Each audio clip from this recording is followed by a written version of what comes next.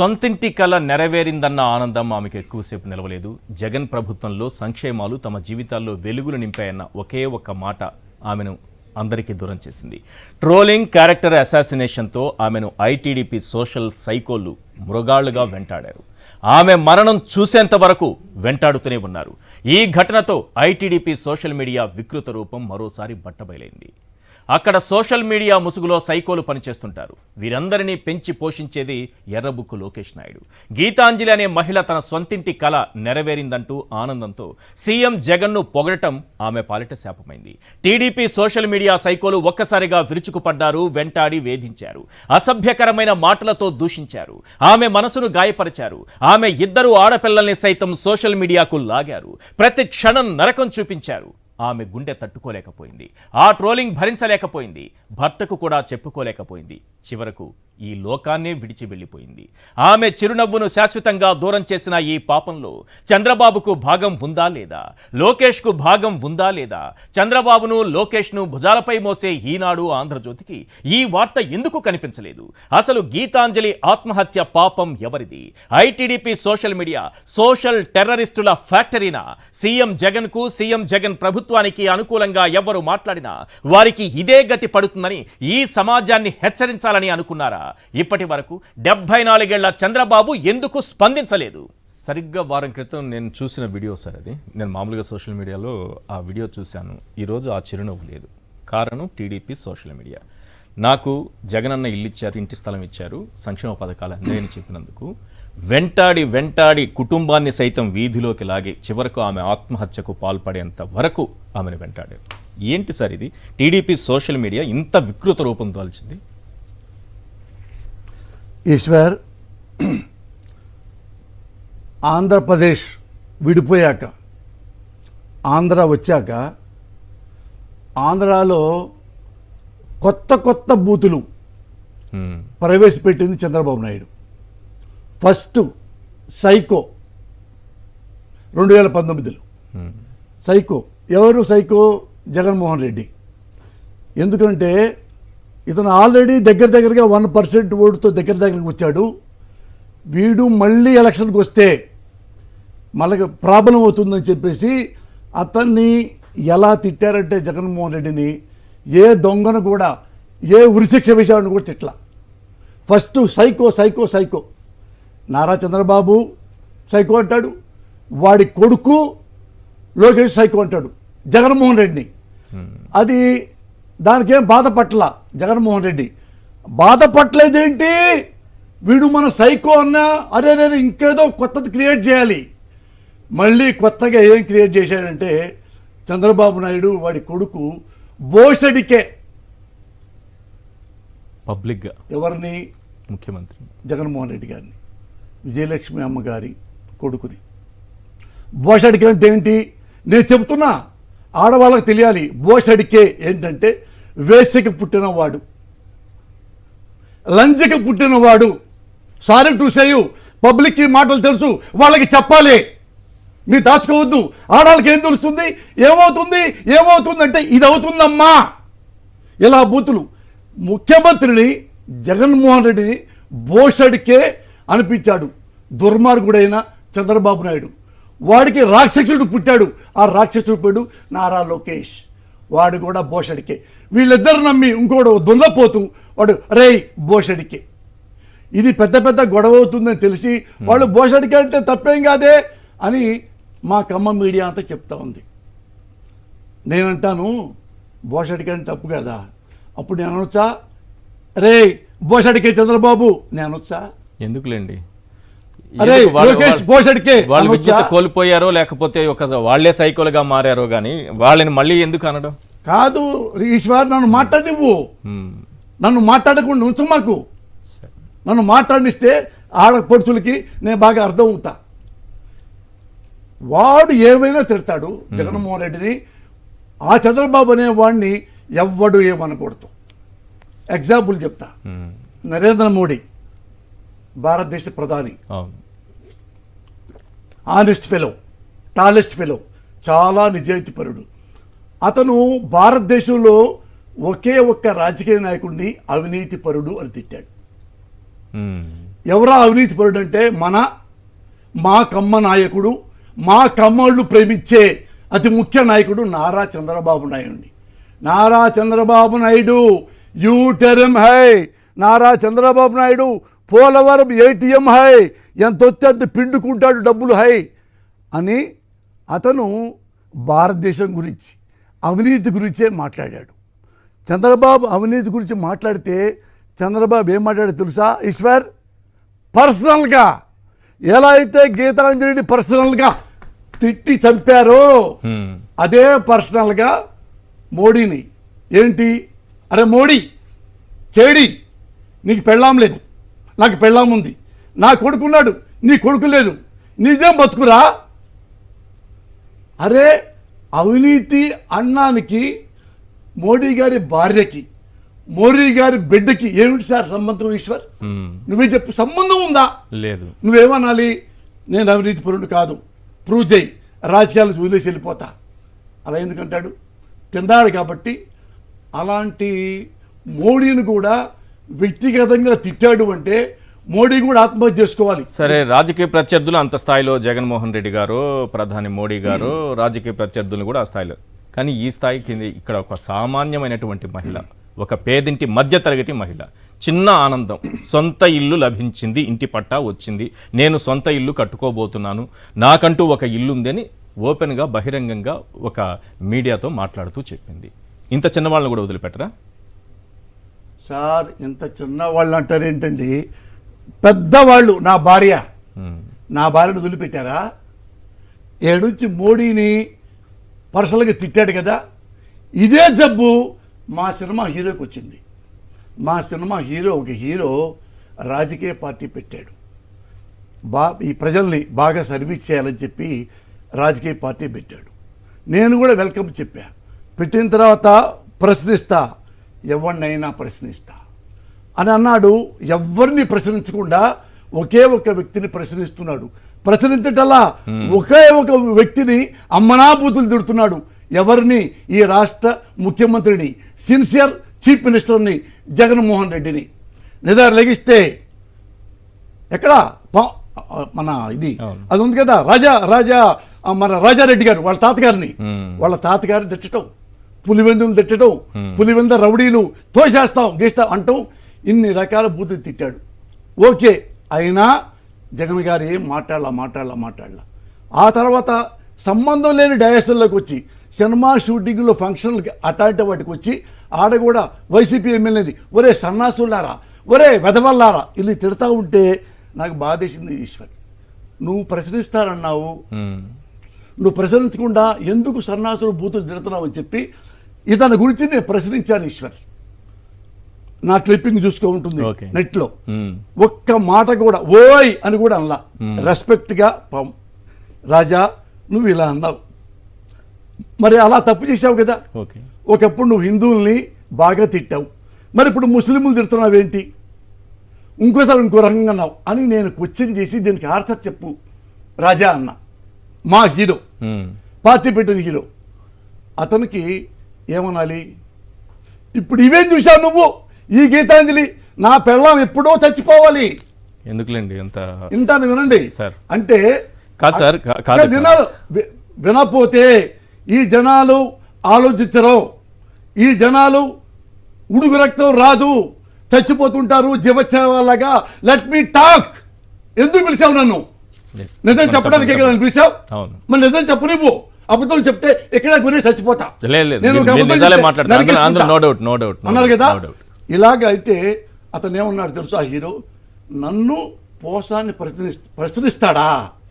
అంతకుముందు ఏంటి, ఎవరినైనా ఆ హీరోని కనుక ప్రశ్నిస్తే వాళ్ళ సైకో ఫ్యాన్స్ ఎమ్మెల్యే భార్య బిడ్డల్ని, నాయకులు భార్య బిడ్డల్ని అమ్మనా బూతులు వాళ్ళు బయటికి చెప్పుకోలేక, పాపం నాకు తెలుసు బయటికి చెప్పుకోలేక కుమిలిపోయేలా ఎందుకు వచ్చావురా మన రాజకీయాల్లోకి అనే లెవెల్లో సైకో ఫ్యాన్స్ని మెయింటైన్ చేశాడు.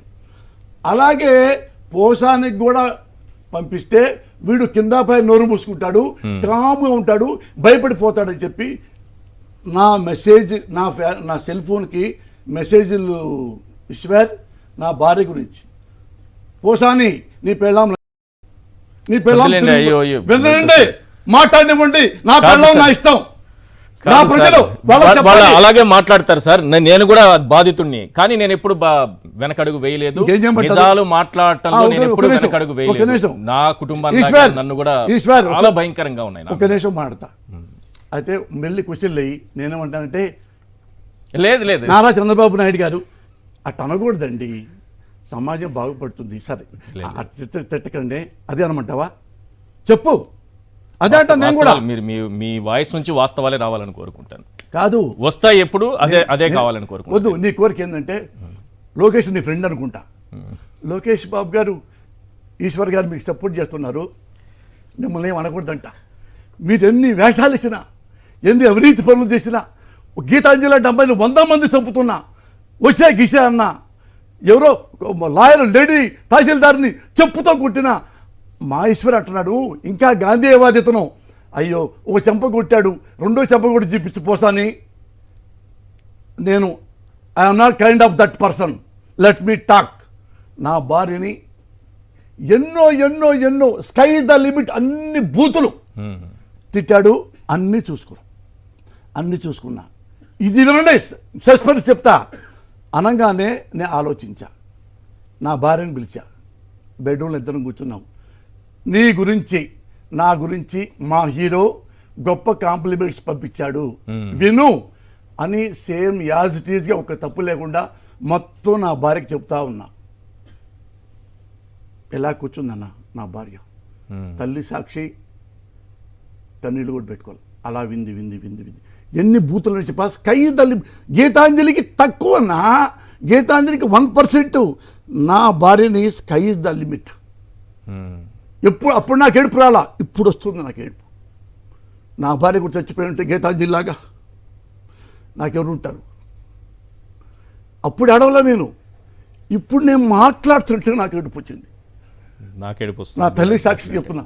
మీరు అలాంటి నాకేడుపు వస్తుంది. ఎన్నడూ చెప్తా. మీలాంటి వాళ్ళు ధైర్యంతో అన్ని మాట్లాడేవాళ్ళు. నా వైఫ్ ఎక్కడంటే నాకు నేను బతకాలనిపించిందంటే, ఇన్ని తిడితే నా గురించి నీ తిట్టారు కుసుమలత అంటే చేతికిచ్చా, నువ్వే చదువు, ఒకసారి చదువు నువ్వే.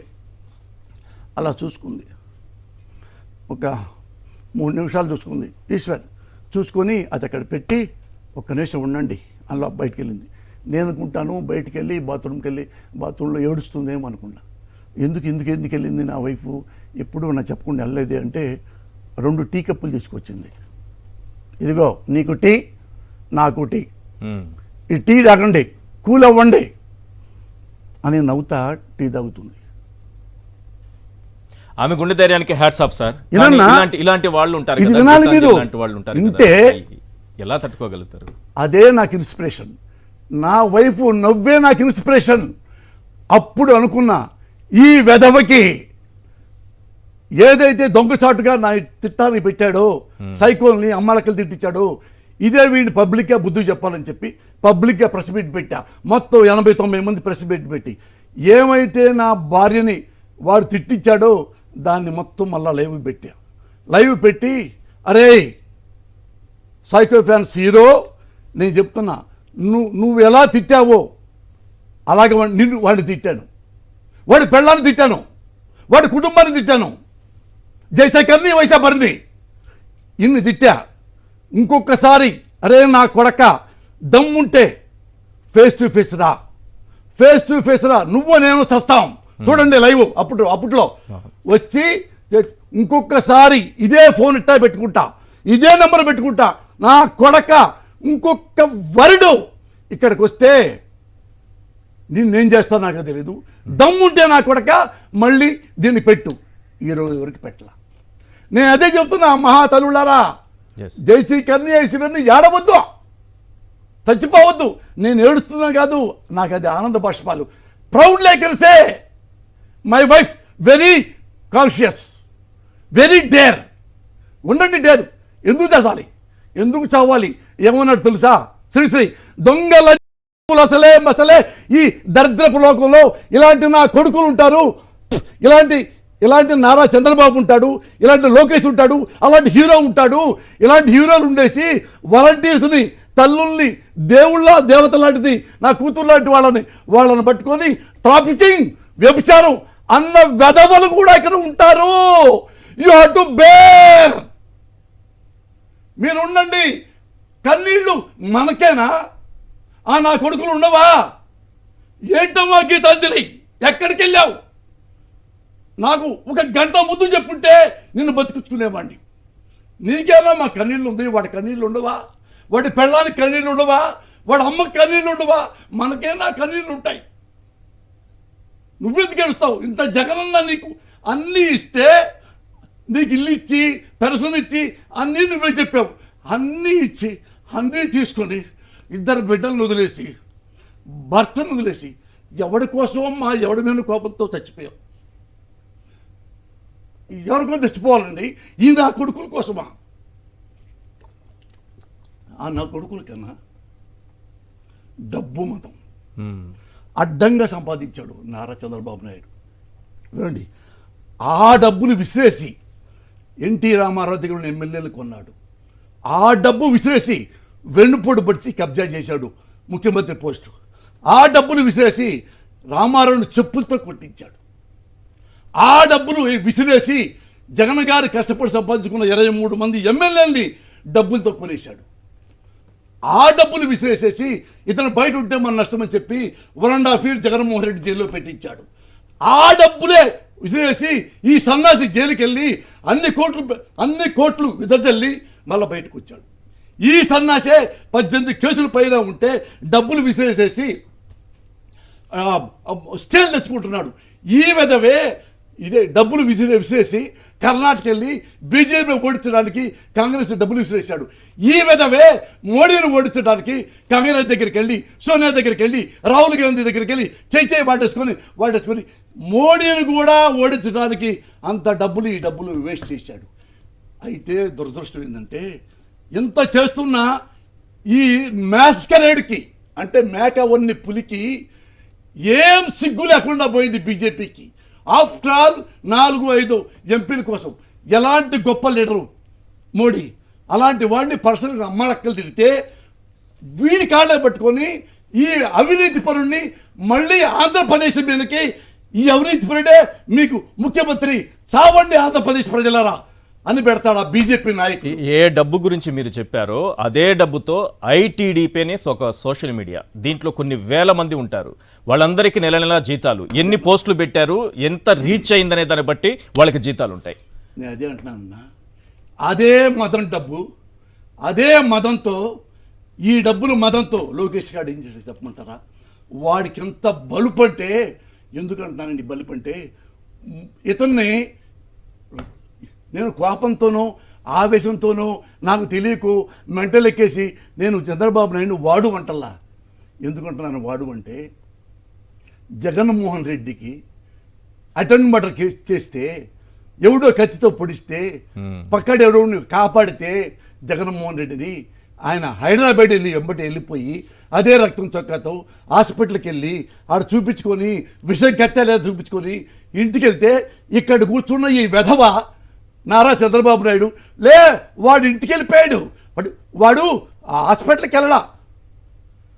అసలు వాడు అని జగన్మోహన్ రెడ్డికి నీకెంత బలుపు అంటే, ఎంత అహంకారం. ఆడ బాధలు ఏంటంటే, అదే కత్తిపొడితో చచ్చిపోలేదే జగన్, చచ్చిపోలా, మళ్ళీ డిమోరలైజ్ చేయాలి కదా. వాడు రాలా, వాడు ఇంటికి వెళ్ళిపోయాడు. మళ్ళీ జగన్ వచ్చి ఇల్లు చూపించుకోవాలా, నేను హాస్పిటల్కి వెళ్ళానని హాస్పిటల్ సర్టిఫికేట్ తీసుకోవాలా అంటే అలాంటిది. వాడిని మించి పుట్టాడు వీడు, వాడిని మించి పుట్టాడు లోకేష్ అనేవాడు. వీడు తెలిసి ఏముంటాడో ఆ డబ్బు మద్దతుతో. బ్రో, ఎవరైతే వెధవలో, ఎవరైతే చాలా చాలా ఎదవ పనులు చేశారో, ఎవడి మీద ఎక్కువ కేసులు ఉన్నాయో వాళ్ళకే నేను పెద్ద పెద్ద పదవులు ఇస్తా. ప్రపంచంలో ఎవడన్నా ఇంత పబ్లిక్గా ఈ మాట అనగలిగాడా? ఎక్సెప్ట్ లోకేష్. ఎందుకంటే వాడికి బలుపు. వాళ్ళయ్యా లక్షల కూడా సంపాదించి, అరే ఈ డబ్బుతో ఇది ఒక్కటే కాదు, సోషల్ మీడియా పెట్టాయి, ఎవరైతే మనకు ఎగనిస్ట్ ఉందో వాళ్ళు తిట్టాయి, ఎవడైతే మన ఎగనిస్టో వాడి పెళ్ళాంబిళ్ళు తిట్టండి. వాడు కూడా పెట్టి డబ్బులు ఇచ్చి ఆడాళ్ళని మగవాళ్ళని పిల్ల లేదు, పెద్ద లేదు, ఎవ్వడూ లేదు. లాస్ట్లో గీతాంజలి కూడా లేదు. సార్, మార్ఫింగ్ చేసిన మహిళల్ని ఇట్లా టార్గెట్ చేసేది ఈ అమ్మాయిని మనం కామెంట్సే చూస్తున్నాము. న్యూడ్ ఫోటోలు మార్ఫింగ్ చేసి పెడుతున్నారు. చాలా దారుణం. అవి చూస్తే ఏం చేయాలో అర్థం కాదు. ఆ మహిళలు ఎలా తట్టుకోవాలి? ఇప్పుడు కొంత గుండె ధైర్యం ఉన్న వాళ్ళు తట్టుకొని నిలబడతారు. ఎవరైనా వ్యతిరేకంగా మాట్లాడితే వాళ్ళ ఫోటోలు మార్ఫింగ్ చేసి పెట్టేస్తుంటారు. ఎట్లా తట్టుకోవాలి వాళ్ళు? ఇదంతా నడపడానికి చాలా డబ్బు ఖర్చు అవుతుంది ఈ ఐటీడీపీ సోషల్ మీడియాను నడపడానికి. ఎందుకంటే విదేశాల్లో కూడా ఉన్నారు అక్కడ పనిచేసే వాళ్ళు. ఈ ఐటీడీపీ కోసం విదేశాల్లో ఉండి పనిచేస్తారు. తెలుసు నేను అంటాను. ఇప్పుడు అందరూ అంత ధైర్యంగా ఉండలేరు కదా సార్. మహిళలు కదా సార్ వాళ్ళు. ఎంతైనా కొంత ఎక్కడో భయం ఉంటుంది. వాళ్ళకి ఏం చెప్పాలి? ఇప్పుడు వీళ్ళు డబ్బు మదంతో చేస్తారు, ఓకే. నేనంటాను అదే మహిళకి నేను చెబుతున్నా. ఎందుకంటే చంద్రబాబు నాయుడు అనేవాడు భారతదేశం మొత్తం స్క్రాల్ అయిపోయాడు, విస్తరించాడు వాడు. ఆ డబ్బుతో హీ కెన్ డూ ఎనీథింగ్. అరే ఎంత గొప్పోడు చంద్రబాబు నాయుడు, ఎంత గొప్పవాడు చెప్పంటావా? ఎంత గొప్పవాడో, ఎంత డేర్ ఫెలోనో. ఏ బీజేపీలో టాలెస్ట్ హానెస్ట్ ఉన్నాడో మోడీ, ఆ మోడీని అమ్మడక్కలు తిట్టి, హీనంగా మాట్లాడి, పర్సనల్గా తిట్టి, నీ పెళ్ళాం ఇంత ఘోరంగా తిట్టి, అదే మోడీ దగ్గరికి వెళ్ళి అదే మోడీని వాడేసుకొని ఈడకి వచ్చి మోడీని తీసుకొచ్చి రేపు ఆడు పక్కన నుంచోబెట్టి ఏ నోటుతో అన్నాడో ఆయన మన ప్రధానమంత్రి, ఏ పోలవరం హై, ఏటీఎం హై అన్నాడు. అదే చంద్రబాబుని మనోడు పక్కన మోడీ పక్కన కూర్చోబడి, ఏ చంద్రబాబు హై, బహుత్ అచ్చా హై, బహుత్ సుందర్ హై, మంచి గడ్డం హై. సిగ్గు లేకుండా 4 ఎంపీల కోసం ఒక వెధవని, మళ్ళీ నాకు ముఖ్యమంత్రి నువ్వు అయినా పర్వాలేదు 4 ఎంపీలు నాకు ఇచ్చేయి అంటే ఇంకెవరు ఉన్న ఒకే ఒక్క మోడీ నేను ఇష్టపడ్డా 35 ఏళ్ళ నుంచి. 35 ఏళ్ల కింద దండం పెట్టిన వాడిని మోడీకి పర్సనల్గా కోయంబత్తూరులో. అలాంటి మోడీయే వీడికి సరెండర్ అయ్యాడంటే మనం ఎవరికి చెప్పుకోవాలి? ఏ వ్యవస్థకి చెప్తావు? సిబిఐ చెప్తావా? మాటింటాడా? ఈడీ చెప్తాడా? మాటింటాడా? బీజేపీ వాళ్ళు అడుగుతా, ఈ దొంగలు కదండి వింటారా? మన తింటారు, మోడీని అడుగుతాం, పోనిస్తారా? అడుగుతా, మీ మీద రాడేశాడండి వీడు, చలో యార్, బట్ ఇంతే ఉంటారు. ఎప్పుడు మనకెండు వాళ్ళకేం కావాలంటే గుర్తుపెట్టుకోండి, 2 జగన్కి చంద్రబాబు నాయుడు తేడా. చంద్రబాబు నాయుడు ఓటర్లను ప్రేమిస్తాడు, జగన్మోహన్ రెడ్డి మనుషుల్ని ప్రేమిస్తాడు. కాబట్టే మనుషుల గుండెల్లో ఉన్నాడు. కాబట్టే సిద్ధంకి 15 లక్షల జనం వచ్చారు. అందుకే నేను అన్నాను, మీరు అన్నారే ఎటు ఎతకడం లేదు. అన్ని వ్యవస్థల్ని వాడు మేనేజ్ చేస్తాడు, అన్ని వ్యవస్థ చంద్రబాబును మేనేజ్ చేస్తాడు. కాబట్టి మీరు ప్రజలు, మహిళలు అంత రోడ్డు మీదకి రండి. మీరు మాట్లాడటానికి మాటలుండవు. ఇలా ఇది హై టైం. వాడు ఏం మాట్లాడాడో, జగన్మోహన్ రెడ్డి కాబట్టి, మీకోసం ఆయన బతుకుతున్నాడు కాబట్టి అతన్ని బోషడికే ఒరే వేషకుడుకా అన్నా కానీ ఏమిటయ్యా ఈ మాట అంటారు అని ఒకే ఒక చిన్న మాటతో వెళ్ళిపోయాడన్నా. నేను వెళ్ళలేకపోయానన్నా. నా భార్యని ఇలా అంటాడా ఈ ఎదవా అని వెళ్ళలేకపోయా. ఇప్పుడు నేను అంటున్నా అంటే మనకెవ్వరూ లేరు, గుర్తుపెట్టుకోండి. రండి రోడ్డు మీదకి. ఎవడైతే సోషల్ మీడియా పెట్టి గీతాంజలి అని ఆ పిల్లని చంపాడో, రోడ్డు మీద పడేశాడు ఆ కుటుంబాన్ని, మీరు రండి. రేపు మీకు ఇదే గతి పడుతుంది. నా గీతాంజలి నా కూతురు కాదుగా, నా చెల్లెలు కాదుగా, నా అక్క కాదుగా, నా పెళ్ళాం కాదుగా, నా పెళ్ళాం దగ్గరికి వస్తే చూద్దాంలే, అప్పుడు చూద్దాంలే. రండి. ఎవడైతే ఉన్నాడో ఈ నారా లోకేష్ అనే వెధవ, వాడి ఇంటికి వెళ్ళండి, వాడి పెళ్ళంతో మాట్లాడండి. అమ్మ బ్రహ్మిణి, నీ మొగుడు ఇలా చేశాడు, గీతాంజలి అమ్మాయిని చంపించాడు సోషల్ మీడియాతో, ఆడిని చెప్పుతూ కొట్టమ్మా నీ మొగుడిని, వాడు ఏమైనా బాగుపడతాడేమో. వెళ్ళండి, నారా చంద్రబాబు ఇంటికి వెళ్ళండి. భువనేశ్వర్ చెప్పండి, భువనేశ్వరమ్మ ఇట్టయింది, నీ మొగుడు ఇంత ఎదవా, చెప్పుతూ కొట్టమ్మా, మరో పిల్ల తెచ్చిపోకుండా అని మీరు ఇట్టే రోడ్డు మీదకి వస్తే, ఇలా మాట్లాడితే అవి తగ్గుతాయి. ప్రతి ఒక్కరూ రావాల్సిందే. పోసాని కృష్ణ మురళి గారి ఆవేదన కానీ ఆవేశం కానీ మనకంతా ఒక మహిళలు ఏ రకంగా క్షోభతో ఈ రకంగా ఆత్మహత్యలకు పాల్పడుతున్నారో వాళ్ళందరూ ధైర్యం తెచ్చుకోండి, ప్రశ్నించండి, ఎదురు తిరగండి. అది పోసాని కృష్ణమురళి గారు చెప్తుంది. Thank you sir. మీరు ఈరోజు చాలా మీ హృదయంలో నుంచి వచ్చిన మాట, అది నేను నోట్లో నుంచి వచ్చింది అనుకుంటా, హృదయంలో నుంచి వచ్చిన మాటగానే నేను భావిస్తున్నా. మీరు కూడా ఇంత ఆవేదన అనుభవిస్తూ గుండె ధైర్యంతో నిలబడ్డారు. మీరే అందరికీ ఆదర్శం కావాలి. మీ సతీమణి గారికి కూడా హ్యాట్స్ ఆఫ్ చెబుతున్నా. ఆమెను కూడా అందరూ ఆదర్శంగా తీసుకోవాలి. ఇలా చాలామంది బాధితులు ఉన్నారు సార్, చాలామంది బాధితులు ఉన్నారు. వాళ్ళందరూ కూడా మీ దంపతుల్ని ఆదర్శంగా తీసుకుని ఎదురు తిరగాల్సినటువంటి అవసరం ఉంది. Thank you so much Posani Krishna.